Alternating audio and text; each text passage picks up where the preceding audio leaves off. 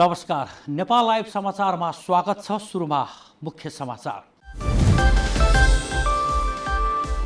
सक्रिय रूपमा जनताको काम गर्न सरकार कटिबद्ध रहेको नेकपा अध्यक्ष दाहालको भनाई। अन्तर्राष्ट्रिय सम्बन्ध बिगार्ने आफ्नो उद्देश्य नभएको स्पष्ट। नागरिकता सम्बन्धी विधेयकमा सहमति जुट्न नसकेपछि आइतबार पनि बैठक बस्दै राज्य समिति। फरक मतमा छलफल हुन नसक्ने सत्ता पक्षका सांसदहरूको अडान। सहकारीलाई कमाउने धन्दा मात्रै नबनाउन मन्त्री अर्यालको सुझाव। माटोको विशेषता र बजारको आवश्यकता अनुसार अघि बढ्न सहकारीहरूलाई निर्देशन। नेपाल ओलम्पिक कमिटीको अध्यक्षमा पुनः जीवनराम श्रेष्ठ निर्वाचित। प्रतिद्वन्दी उमेशलाल श्रेष्ठलाई 10 मत। र साउदी अरबको आरामको स्थित सरकारी तेल कम्पनीमा ड्रोन आक्रमण। विश्वकै ठूलो मानिने कुरिस स्थित तेल प्रशोधन केन्द्रमा आग लागि। अब समाचार विस्तारमा। नेपाल कम्युनिस्ट पार्टी नेकपाका अध्यक्ष पुष्पकमल दाहाल प्रचण्डले वर्तमान सरकार सक्रिय रूपमा जनताको काम गर्न कटिबद्ध रहेको बताएका छन्। शनिबार इलाममा पत्रकारसँग कुरा गर्दै उनले नयाँ नेपालमा नयाँ व्यवस्था सुरु भएकाले परिवर्तन नदेखिएको तर अब नतिजामुखी काम गर्न सरकार तत्पर रहेको बताएका हुन्। अध्यक्ष प्रचण्डले पार्टीमा गुट उपगुट भएको खण्डमा पार्टी नै ध्वस्त हुने समेत उल्लेख गरेका छन्। नेता केन्द्रित र गुट केन्द्रितले आफैलाई सक्ने भन्दै उनले जिम्मेवारीका आधारमा पार्टी चल्नुपर्ने धारणा राखे। त्यसैगरी आफ्नो उद्देश्य अन्तर्राष्ट्रिय सम्बन्ध बिगार्ने नभएको भन्दै यसका बारेमा राखेको विषय वास्तविकता भन्दा भिन्न भएर बाहिर आएको उनको भनाइ थियो। संविधान निर्माण समेत अहिले एकता भएका दुई शक्तिका कारण मात्र भएको बताउँदै प्रचण्डले पहिलो संविधान सभा विघटनपछि दोस्रो संविधान सभा समेत विघटन गर्न देशभित्र तथा बाहिरका शक्ति लागे पनि तत्कालीन एमाले र तत्कालीन माओवादीका कारण संविधान निर्माण भएको बताएका छन्। शनिबार बसेको नागरिकता सम्बन्धी विधेयकको बैठकमा सहमति जुट्न नसकेपछि संसदको राज्य व्यवस्था समितिको बैठक आइतबारको लागि सरेको छ। शनिबारको बैठकमा प्रमुख प्रतिपक्षी नेपाली काङ्ग्रेस सहित राजपा र समाजवादी पार्टीका सांसदहरूले फरक मत राखेपछि सत्ता पक्षका सांसदहरूले फरक मतमा छलफल हुन नसक्ने अडान लिएका थिए। सत्ता पक्षको अडानपछि काङ्ग्रेसले समितिकी सभापति शशि श्रेष्ठलाई बुझाएको फरक मत फिर्ता लिई फरक प्रस्तावका रूपमा पुनः पेश गरेको थियो। बिहे गरी भित्रिएकी विदेशी महिलालाई नागरिकता दिने विषयमा मूल विवाद रहेको छ। विदेशी महिलालाई बिहेपछि 7 वा 15 वर्षपछि अङ्गीकृत नागरिकता प्रदान गर्नेमा मत एकता हुन सकेको छैन।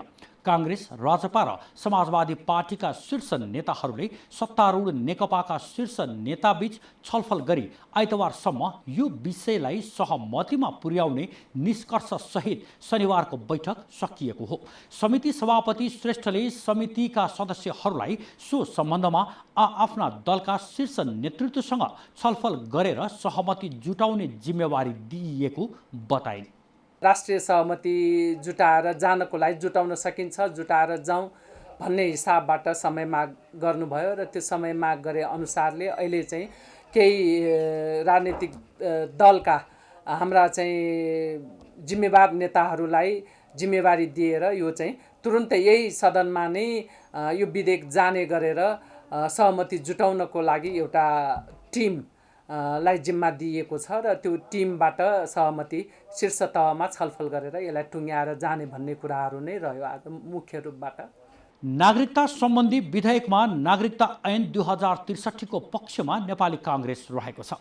नागरिकता ऐनको दफा 5 मा नेपाली नागरिकसँग वैवाहिक सम्बन्ध भएकी महिलाले नेपाली नागरिकता प्राप्त गर्न चाहेमा तोकिएको अधिकारी समक्ष तोकिएको ढाँचामा निवेदन दिनुपर्ने उल्लेख छ।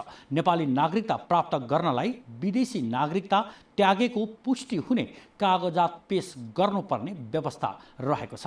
प्रतिपक्षी दल काङ्ग्रेसले सोही व्यवस्था कायम हुनुपर्ने धारणा बनाएको छ।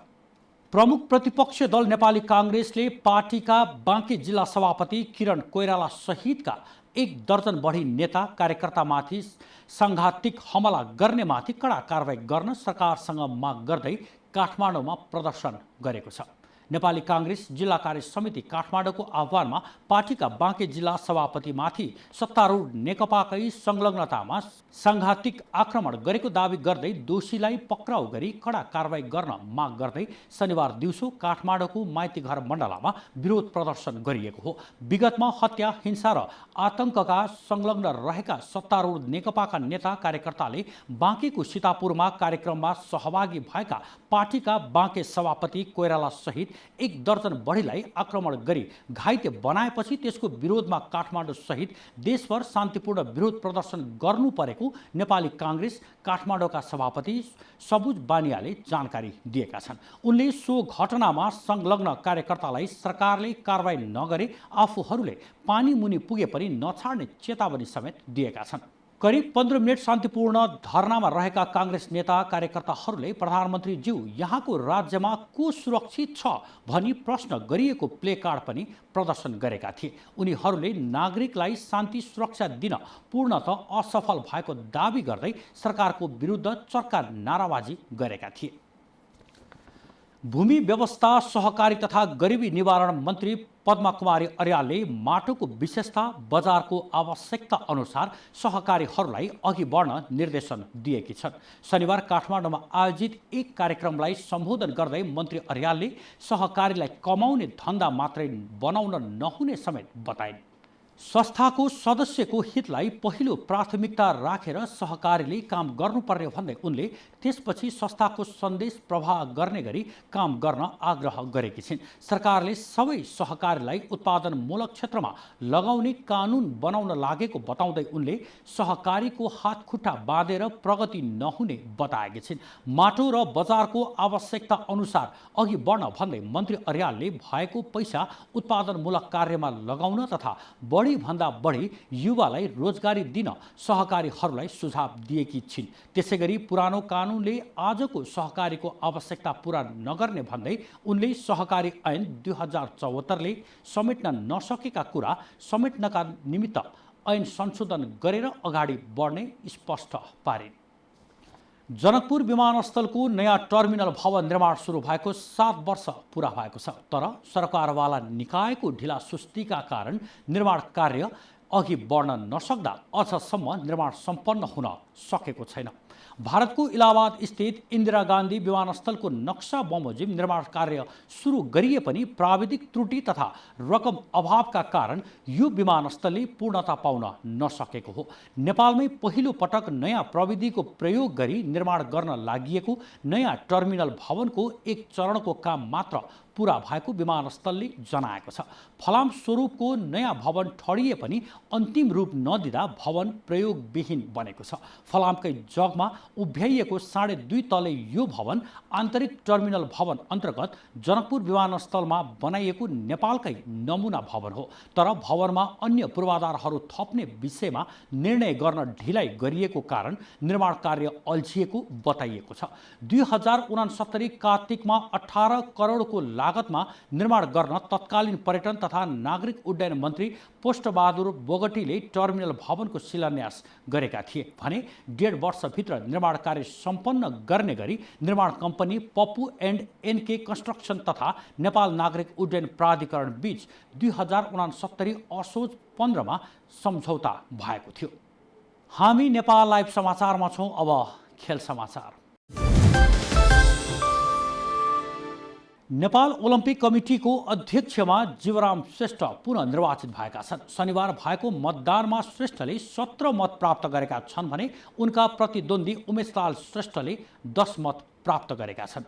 नवनिर्वाचित अध्यक्ष श्रेष्ठले नेपालको खेलकुद क्षेत्रको विकासमा आफू नेतृत्वको टिमले सक्दो काम गर्ने प्रतिबद्धता व्यक्त गरेका छन्। उनले निर्वाचनमा जित हार स्वाभाविक हुने उल्लेख गर्दै सबैले मिलेर मुलुकको खेलकुद क्षेत्रको विकासमा लाग्नु पर्ने पनि स्पष्ट पारेका छन्।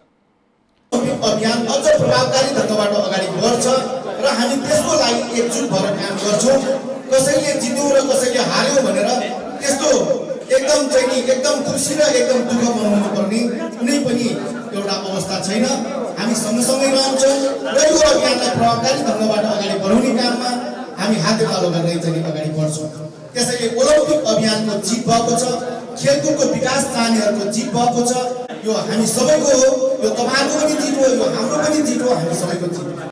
नवनिर्वाचित अध्यक्ष श्रेष्ठकै प्यानलबाट महासचिवमा निलेन्द्र राज श्रेष्ठ निर्वाचित भएका छन्। 5 जना उपाध्यक्षमा ज्योति राणा 26 मतसहित विजयी हुँदा चतुरानन्द राजवैद्य 22, तेजबहादुर गुरुङ 20, सुनिल कुमार श्रेष्ठ 18 तथा अशोक रत्न बज्राचार्य 15 मत ल्याएर विजयी भएका छन्। उपाध्यक्षमा उम्मेदवारी दिएका मुस्लिम आयोगका अध्यक्ष समीम मिया अन्सारी 12 मत तथा राजीव श्रेष्ठ र पुष्पदास श्रेष्ठ 11 मत ल्याएर पराजित भएका छन्। अब अन्तर्राष्ट्रिय समाचार। साउदी अरबको आरामको स्थित 2वटा सरकारी तेल कम्पनीमा शनिबार ड्रोन आक्रमण भएको छ। आक्रमणका कारण केन्द्रमा आगोको ठूलो लप्का र धुवाँ निस्किएको स्थानीय सञ्चार माध्यमहरूले जनाएका छन्। दोस्रो ड्रोन आक्रमणका कारण कुरिसमा रहेको तेलखानीमा पनि आगो लागेको थियो भने दुवै आगलागी अहिले नियन्त्रणमा आइसकेको जनाइएको छ। उक्त तेल प्रशोधन केन्द्र संसारकै सबैभन्दा विशाल तेल प्रशोधन केन्द्र मानिन्छ। विगतमा भएका यस्ता आक्रमणमा इरान निकट यमनका विद्रोही हुथी समूहमाथि आरोप लगाइने गरिन्थ्यो। तर यो आक्रमणमा भने कसको संलग्नता छ भन्ने स्पष्ट भइ नसकेको सञ्चार माध्यमहरूले जनाएका छन्।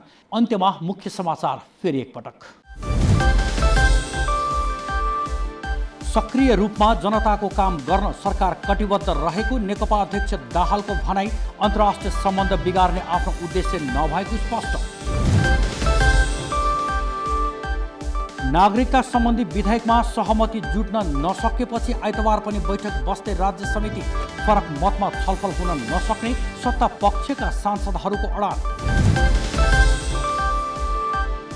सहकारीलाई कमाउने धन्दा मात्रै नबनाउन मन्त्री अर्यालको सुझाव। माटोको विशेषता र बजारको आवश्यकता अनुसार अघि बढ्न सहकारीहरूलाई निर्देशन।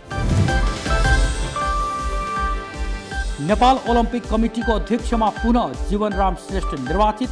प्रतिद्वन्दी उमेशलाल श्रेष्ठलाई 10 मत। र साउदी अरबको आरामको स्थित सरकारी तेल कम्पनीमा ड्रोन आक्रमण। विश्वकै ठूलो मानिने कुरिस स्थित तेल प्रशोधन केन्द्रमा आगलागी। नेपाल लाइभ समाचार आजलाई यति नै। हाम्रा सबै कार्यक्रम युट्युब, फेसबुक र हाम्रो वेबसाइट नेपाललाइभ.com मा पढ्न र हेर्न सक्नुहुनेछ। हामीलाई हेर्दै रहनुहोला। नमस्कार।